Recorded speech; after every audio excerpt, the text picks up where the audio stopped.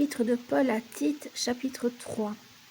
Rappelle-leur d'être soumis aux magistrats et aux autorités d'obéir, d'être prêts à toute bonne œuvre, de ne médire de personne, d'être pacifiques, modérés, pleins de douceur envers tous les hommes. Car nous aussi nous étions autrefois insensés, désobéissants, égarés, asservis à toute espèce de convoitise et de volupté, vivant dans la méchanceté et dans l'envie, dignes d'être haïs et nous haïssant les uns les autres.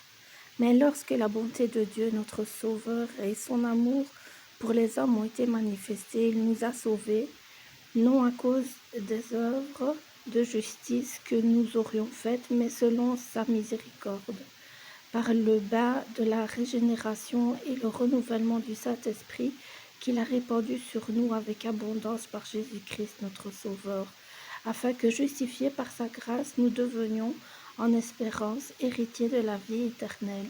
Cette parole est certaine et je veux que tu affirmes ces choses, afin que ceux qui ont cru en Dieu s'appliquent à pratiquer de bonnes œuvres. Voilà ce qui est bon et utile aux hommes. Mais évite les discussions folles, les généalogies, les querelles, les disputes relatives à la loi, car elles sont inutiles et vaines. Éloigne de toi, après un premier et un second avertissement, celui qui provoque des divisions, sachant qu'un homme de cette espèce est perverti et qu'il pêche, en se condamnant lui-même. Lorsque je t'enverrai Artémas ou Tychique, hâte-toi de venir me rejoindre à Nicopolis, car c'est là que j'ai résolu de passer l'hiver. Et sois de pourvoir au voyage de Zénas, le docteur de la loi, et d'Apollos, en sorte que rien ne leur manque.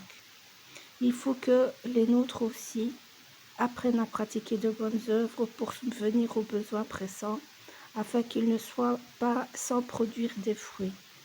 Tous ceux qui sont avec moi te saluent. Salue ceux qui nous aiment dans la foi. Que la grâce soit avec vous tous. Amen.